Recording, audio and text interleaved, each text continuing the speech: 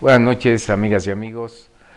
Una vez más estamos en su programa Leyendas, Tradiciones y Anécdotas de la Ciudad de México, con un saludo del diputado Jorge Gaviño Ambriz, que debido a sus labores legislativas nos acaban de informar que no va a ser posible que se presente el programa, pero nos dijo que les mandaba un fuerte abrazo y un gran saludo a todo nuestro auditorio y que pues espera que nos sigan viendo, aunque en esta ocasión no va a poder acompañarnos. Bien, hoy tenemos un tema bastante interesante, un tema controvertido, un tema pues donde muchas de las personas nos hemos preguntado si existe la posibilidad de la reencarnación. ¿Por qué este tema? Bueno, porque es una tradición, es una leyenda, hay muchas leyendas en torno a este tema y consideramos que va a ser de su agrado. Es un tema bastante difícil porque, bueno, pues todavía no se ponen de acuerdo en sobre este tópico. Entonces tenemos, aprovechando que estuvo en el programa pasado un psicólogo de la calidad del licenciado Vilar, que nos acompañe el día de hoy para ver desde el punto de vista de la psicología, desde el punto de vista de la ciencia, qué opina sobre la reencarnación. Bienvenido, Ramón. Nuevamente, ¿cómo estás, programa Jesús?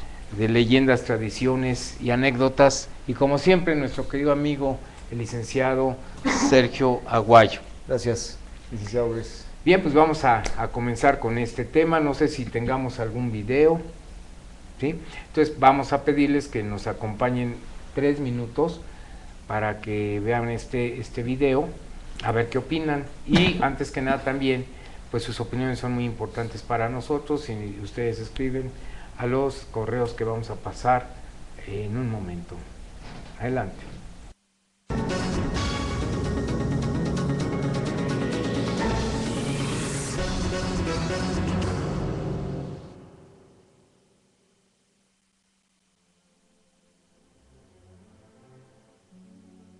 Otro estado de conciencia, que se sucede en el transcurso del diario vivir, ha sido denominado déjà vu. Lo interesante de este estado, es que no es producido voluntariamente. Se denomina déjà vu, a la sensación que experimentan algunas personas, de haber ya vivido con anterioridad, acontecimientos, situaciones o circunstancias, como por ejemplo, participar en conversaciones, en las que pueden anticipar con rigor lo que todos van a decir, aunque no conozcan a nadie, estar en lugares por primera vez, y reconocerlos con exacta precisión, o encontrarse con alguien, y tener la plena convicción de haberlo conocido siempre, incluso íntimamente, sentimiento que a veces resulta mutuo. La mayoría de las personas que tienen estas experiencias, generalmente no desean contarlas, pero en la literatura existen testimonios múltiples, muchas veces debidamente documentados.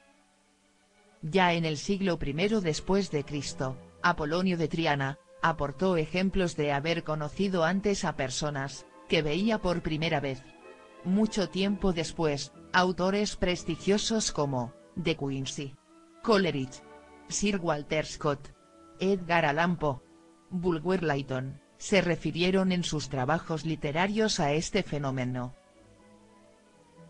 Cabe destacar, que en tales vivencias no solo interviene un solo sentido, sino que son evocadas con todos los sentidos, mediante sensaciones que resultan idénticas a las supuestamente experimentadas en algún momento del pasado. La literatura abunda en relatos relacionados con las experiencias déjà vu, que por ser tan singulares, vívidas y convincentes, pueden sugerir la posibilidad de haberlas experimentado en otras existencias. David Christie Murray, en su libro Reencarnación, Creencias ancestrales y testimonios modernos, cita una selección de casos.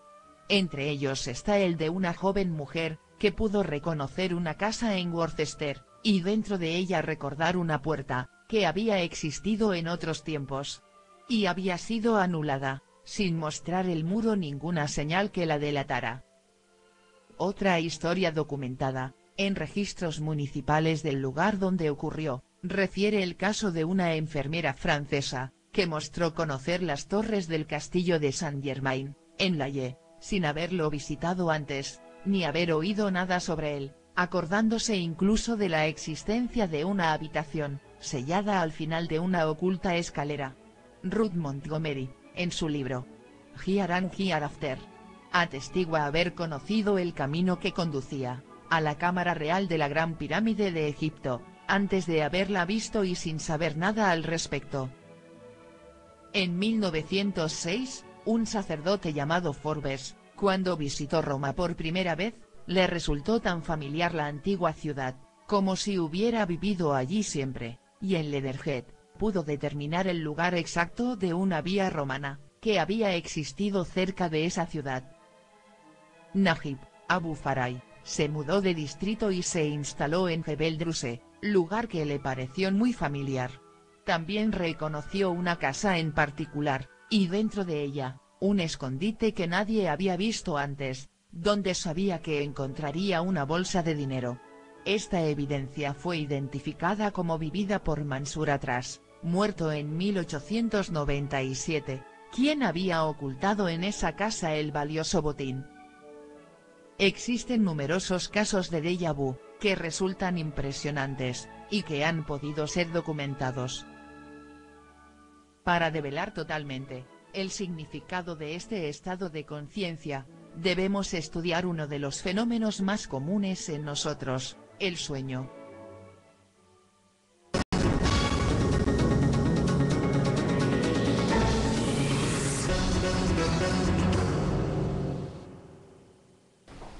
Bien, pues este video es un video español que se llama de un programa Conócete a ti mismo.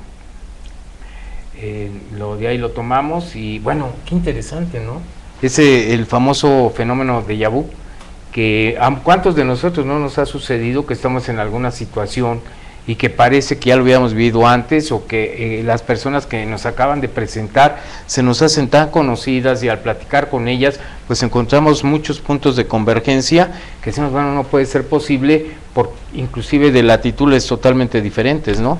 A mí me ha sucedido que he conocido personas de otros estados de la República en el Distrito Federal y parece que lo conociera de años, inclusive sus gustos y todo. Entonces creo que a la mayoría de nosotros nos ha pasado una situación de este estilo. Pero ¿qué nos dice la reencarnación? ¿Desde cuándo el hombre se pregunta las tres cuestionamientos fundamentales? ¿De dónde vengo? ¿Qué hago aquí? Y después de esto, ¿a dónde voy?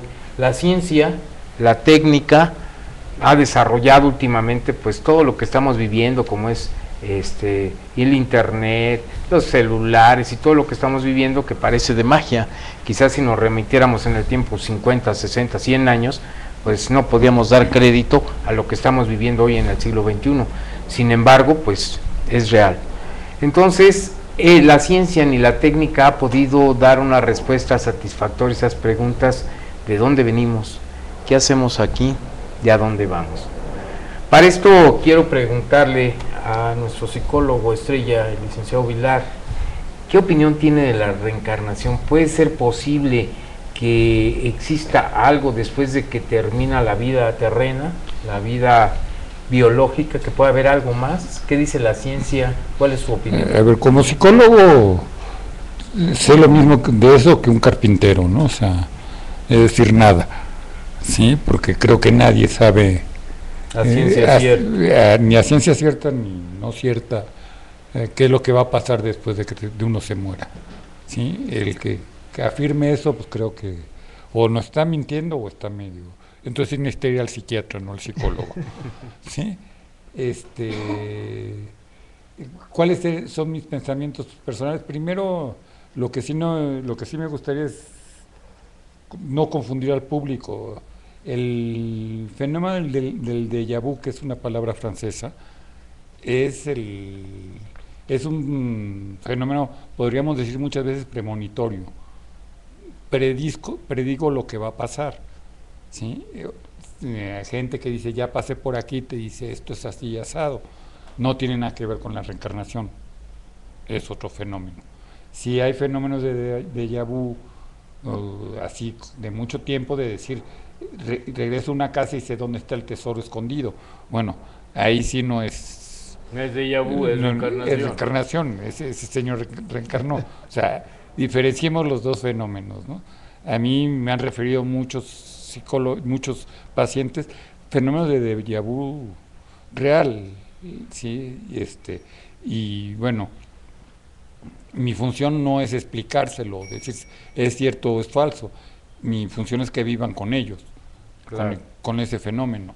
Pero uno me refería, cuando fueron a encontrar a su padre que lo había metido a la cárcel, él ya conocía la cárcel y sabía que el papá estaba ahí, según él, ¿no? ¿Sí?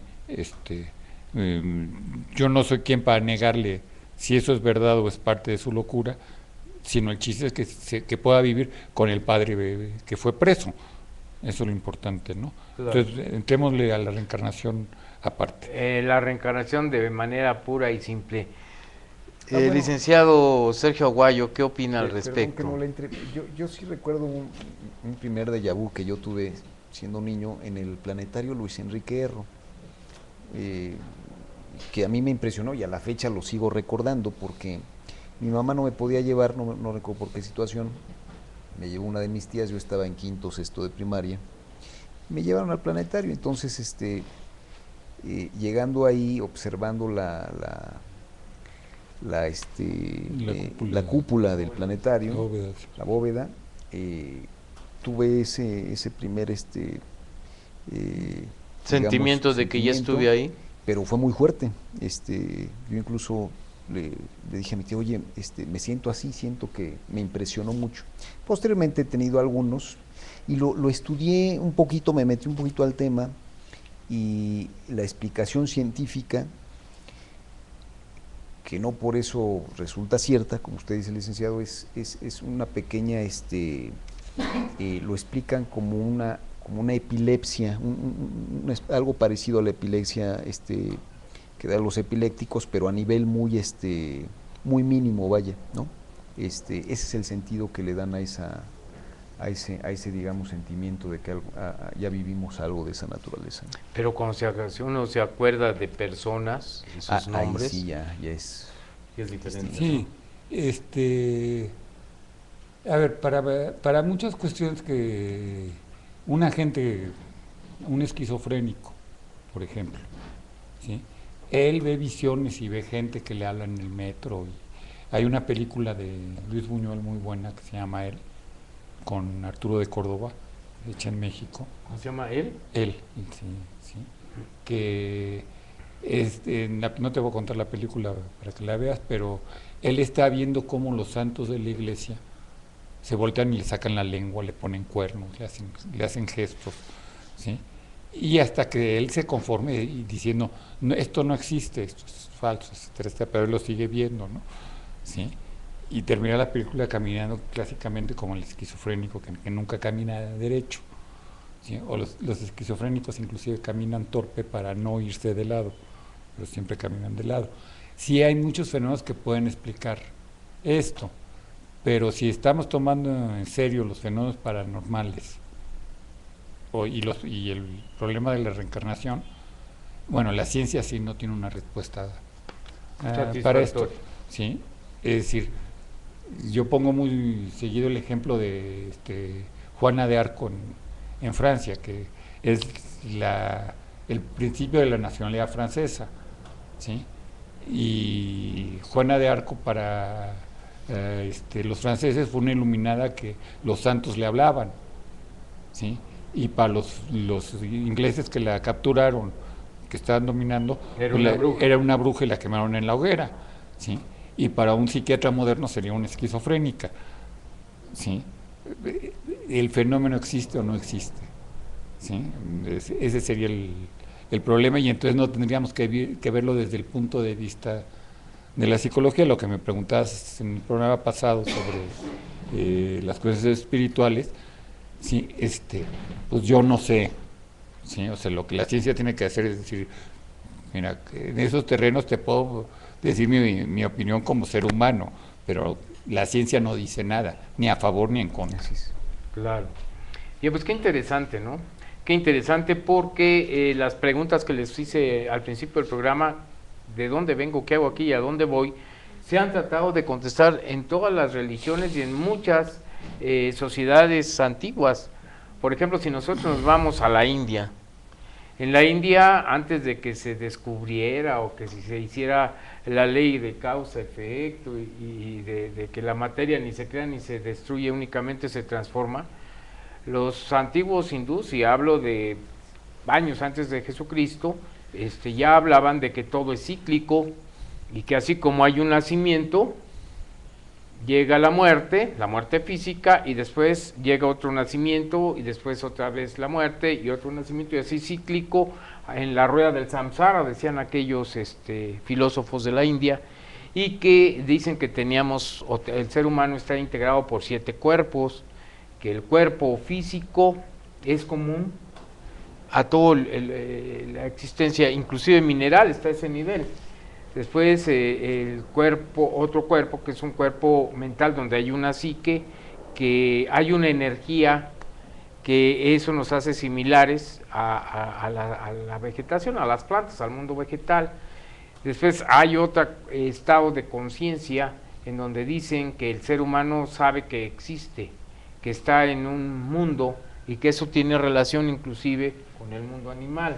Y que hay otro cuarto cuerpo en donde ya hay una conciencia del ser humano como tal, pero que no llega a tener hasta cierto grado de desarrollo, y que también fenece, y que es el quinto, el sexto y el séptimo cuerpos los que no se destruyen con la muerte y que buscan otro cuerpo cuando nace otra criatura para meterse en ellos y seguir con todo lo que no lograron hacer para llegar a un estado superior, el mundo del samsara, dicen, no es cierto, el mundo, bueno, ahorita se me fue la palabra, pero llegan a otro estado después de que han estado reencarnando por varias veces hasta que llegan a obtener un desarrollo del alma. Otra de las cosas, para hablar de reencarnación, tenemos que ver algo muy importante, el alma, lo que llamamos el alma. Para esto, ¿qué decían los antiguos griegos? Si leemos con detenimiento a Platón, en la obra de Fedro, ahí sí nos habla de que el alma va a tener una serie de encarnaciones hasta que llegue a un desarrollo óptimo. También en el libro de la República, en el capítulo 10, habla de la leyenda de Er, y ahí dice que Er es un guerrero que combate y que muere con parte o gran parte de su ejército, y cuando van a hacerlo, a incinerarlo, resulta que no había muerto, regresa a la vida y cuenta todo lo que vio en el mundo espiritual. Y ahí habla precisamente en donde las almas están preparándose para volver a encarnar en otro cuerpo. Eso decía Platón. Platón, pues él obviamente tiene la idea de la existencia del alma y de que esa alma no termina con la muerte, sino que sigue otro ciclo. Ahora bien, ¿qué es lo que opinas, Sergio, sobre esto? ¿Habrá un alma? ¿Habrá algo diferente al cuerpo? ¿Algo que sobreviva a la muerte? Bueno,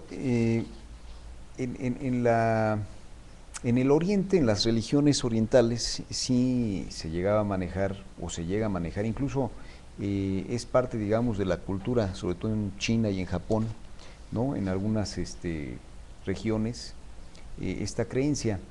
En Occidente no se ha manejado tanto, aunque ha permeado un poco más, digamos, la idea de la reencarnación.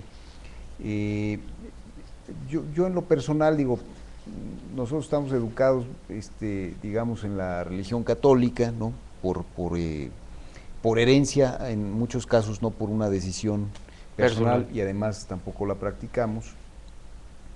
Pero yo no, sin ser un estudioso del tema, no me atrevo yo a permitirme, esa sería la palabra, no me permito yo pensar en una idea de reencarnación. Además nunca me he metido a analizarlo a fondo, ni a tener un planteamiento conmigo mismo de esa naturaleza, y a lo mejor no me lo permitiría, porque no es un concepto que me guste, vaya, en lo personal, ¿no? Claro. No me atrae, digamos, el tema como lo conocemos comúnmente, de morir y que nuestra alma, nuestra esencia o nuestra mente, digamos, pueda reencarnar en otro cuerpo, además de que a lo mejor no le vería algún sentido, digamos, si es consciente, es decir, si yo fuera consciente de ese hecho como un ser ya reencarnado, un alma ya reencarnada, ¿no? No le vería, porque siempre trataría de demostrar que reencarne, entonces, digamos, este objetivo de llegar a un estado, digamos, más óptimo dentro de lo que moralmente creemos óptimo en una sociedad, no le vería mucho sentido, pero no me he permitido creer en la reencarnación. Sí. Desde el punto de vista de la psicología, ¿existe el ánimo? ¿Existe el alma? ¿Hay algo incorpóreo que sobreviva al cuerpo físico? A ver, antes de eso, ahorita estaba recordando la primera vez que yo, siendo joven, porque algún día lo fui, asistí a unas conferencias del Centro Espiritista de México, donde una señora estaba hablando de la reencarnación y hablaba esta teoría de la purificación del alma y del espíritu. Una cosa es espíritu y otra cosa es alma, y habría que diferenciarla, pero era la purificación del espíritu, y daba como ejemplo de que los hombres que mataba en la vida tenía que nacer en la siguiente generación como mujer para dar vida, ¿sí? Para pagar esa vida que había matado. Entonces, yo de provocador le dije, entonces eso quiere decir que las mujeres son inferiores porque todas son unas asesinas, porque mataron. No creo en eso, o sea, directamente, ¿no? O sea, pero la pregunta concreta es, ¿existe el alma? Ahora, una cosa es la reencarnación y la religión cristiana, o sea, el cristianismo en general, en todas sus variantes, nos hablan que va a haber un día en que resuciten los muertos. Es decir, que esa alma vuelva a nacer.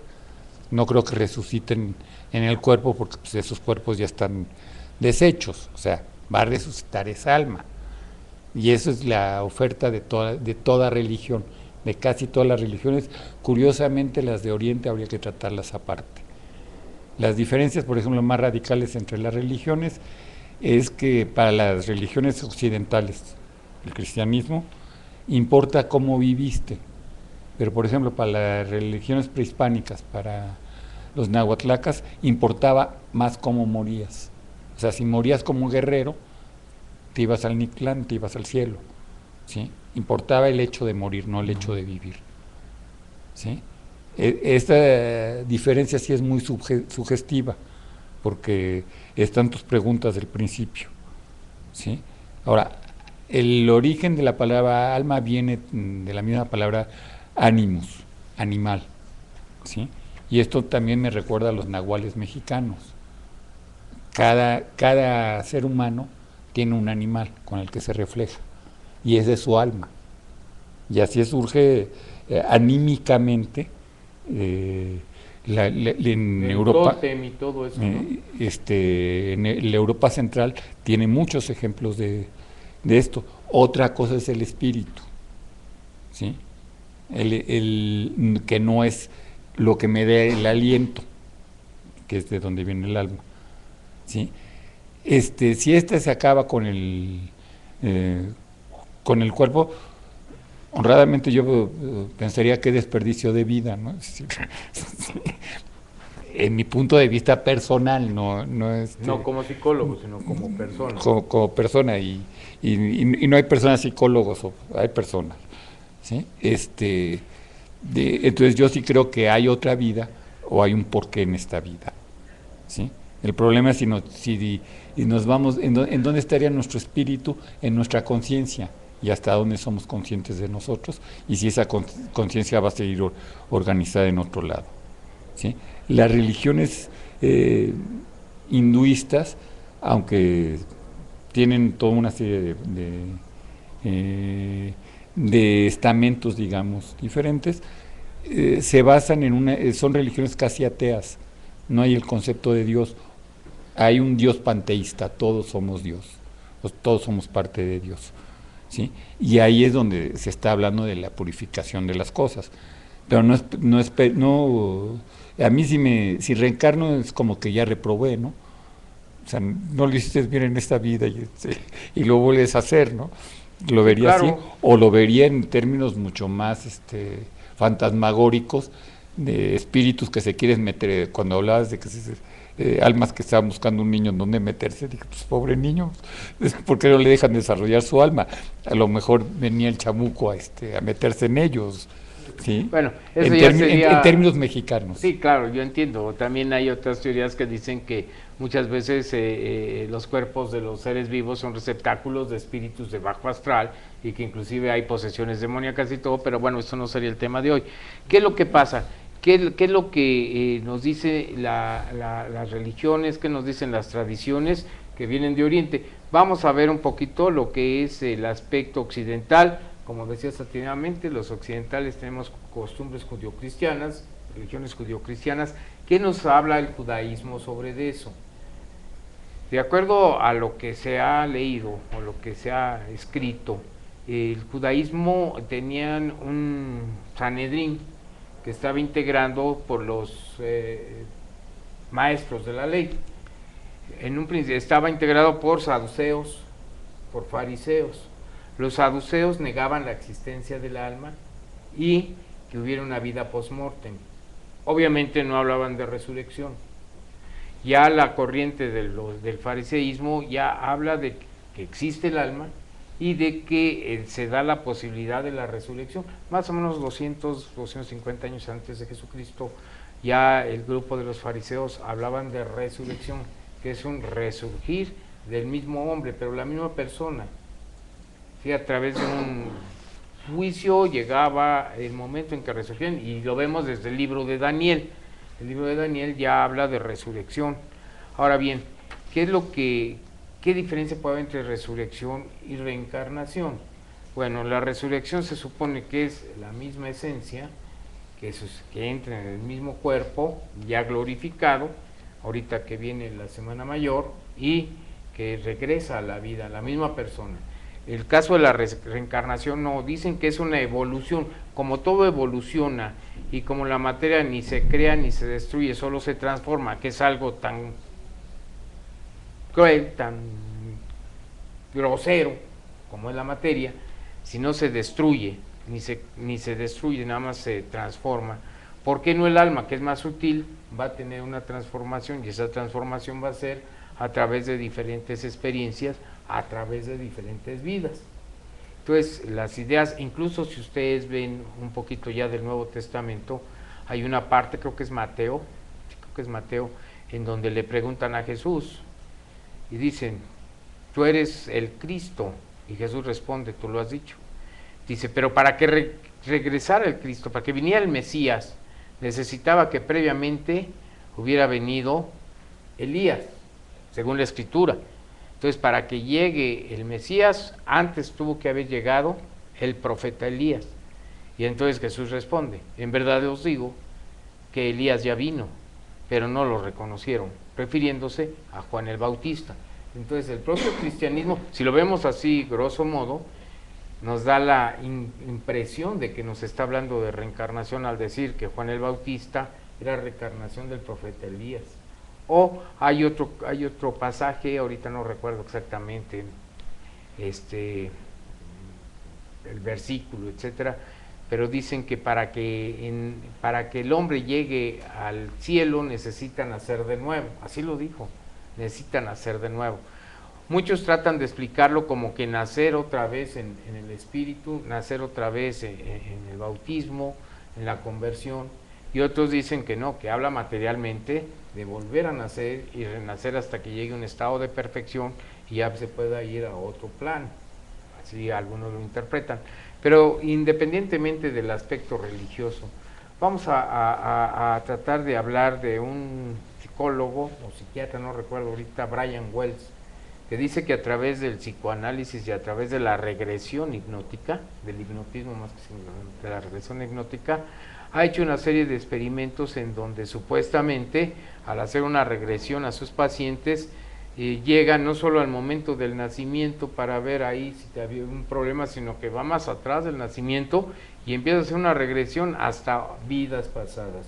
Ustedes han visto, son bestsellers, sí es cierto, Brian Wells es un médico, es psiquiatra, es profesor de la Universidad de Yale en Estados Unidos, o sea, es una persona que tiene ciertas atribuciones como científico, y él nos habla ahí en sus libros, Muchas vidas, muchos sabios y toda esta serie de libros, de reencarnaciones a través del procedimiento de regresión hipnótica. ¿Tú qué opinas? Yo siento, con todo respeto, que es bastante bestseller, bastante claro. Tramposa es este tipo de cosas. Desde los años 60 se estuvo haciendo mucho estas regresiones hipnóticas. Bueno, la hipnosis, Charcot en Francia en el siglo XIX empezó a tratar problemas de histeria, casos muy difíciles, a través de la hipnosis en París. Freud mismo fue a aprender de Charcot la hipnosis para poder hablar con el inconsciente y poder traducir al inconsciente. Y se dio cuenta que le daban datos falsos la hipnosis, ¿sí? Y lo dejó y inventó el psicoanálisis. Posteriormente, en los 60 estuvieron haciendo muchas regresiones con niveles curativos. Hablábamos antes del programa de curar el tabaquismo a través de hipnosis, y lo que se ha demostrado es que estas gentes son muy proclives a recaer, que inicialmente sí cambian patrones de conducta, pero después recaen fácilmente. Pero a lo que te estaba refiriendo tú, hipnotizaron a una gente y regresó a una vida pasada, y qué padre. ¿Sí? Trataron de repetir el experimento, o repitieron el experimento con esa persona, y la regresaron y tenía otra vida pasada, no la misma. Es decir, aquí hay una confusión del inconsciente. No digo que el hipnotizado esté engañando, porque está hipnotizado, pero su inconsciente empezaba a crear toda una serie de parámetros que se podía interpretar como una vida, y haciéndolo otra vez era otra vida, lo cual no está demostrando que sea cierto cualquiera de las dos vidas, tampoco está demostrando que no sea cierto. ¿Qué te quiero decir? Los experimentos de toda física cuántica, de la fisión en frío, la gran bronca que tienen esos experimentos es que nunca saben los resultados, porque siempre son variables. Y eso es todo la gran magia de la física cuántica, ¿sí? Bueno, lo mismo está pasando o ha pasado con estos ejemplos hipnóticos. No hay una regresión hasta cierto momento, y además hay mentiras, digamos, o datos falsos en la misma regresión, en la misma vida, porque la manera en que yo vivo mi vida es muy diferente de cómo es en la realidad, y la voy transformando todos los días, ¿sí? Si tú le preguntas a tu hijo cómo fueron las cosas, a los 5 años tiene una versión, y a los 15 tiene otra versión del mismo hecho. Él ya lo transformó, ¿sí? No está mintiendo, nada más está interpretando la vida de una manera diferente. O sea que tú crees que estos experimentos que supuestamente nos narra Brian Wells, pero que es una forma de engaño del inconsciente. No, es una forma de engaño del inconsciente en cuanto a la persona que es hipnotizada, y es una forma de bestseller, de hacer una historia muy vendible, el hacerlo creer cierto. O sea, creo que ahí hay una trampa del supuesto psiquiatra o psicólogo. Sí, digo supuesto por otras cosas que lo hablamos en otro programa. Okay. Por ejemplo, haciendo un símil, digamos, del poder mental que todos llegamos a tener en algún momento dado, por ejemplo, con la medicina alternativa, en el caso de la homeopatía, ¿no? Los chochitos o algunas gotitas, y incluso nos sucede pues, cuando el doctor te dice, no estás nada, tú te vas muy contento y realmente tú dices, qué padre, no tengo nada, y inmediatamente empieza a tener beneficios, ¿no? No era más que tu estrés lo que te llevaba a ese sentir estado. algo. Yo creo que el poder mental es muy fuerte, porque incluso una gente puede entrar en shock en diferentes circunstancias de su vida. Por ejemplo, ahora lo vimos en el desastre financiero de Estados Unidos, mucha gente incluso se suicidó precisamente por los problemas financieros que se les vinieron encima. Ahora, yo le quiero preguntar al psicólogo, precisamente en su materia, ¿qué es lo que nos lleva como seres humanos? Digo, lo entiendo en el caso de muchos que nos acercamos a la religión por alguna situación de nuestra vida, que necesitamos, digamos, un ancla de donde agarrarnos para salir adelante. Puede ser la religión o pueden ser muchas otras cosas, ¿no?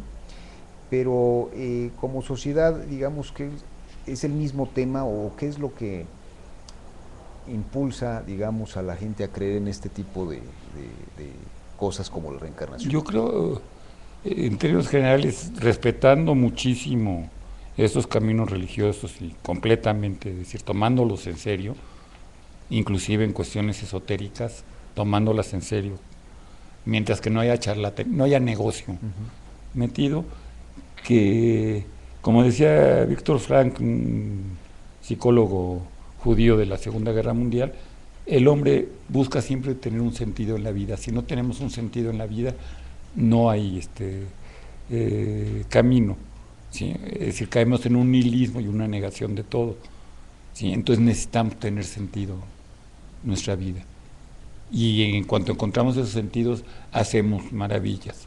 O sea, una de los conflictos que yo siento que existen en México más ahorita es que ya no estamos creyendo en nuestro país. Tenemos que volver a creer en nuestro país para hacer las cosas. Si no tenemos sentido, no hacemos las cosas. No sé si con eso te contesto.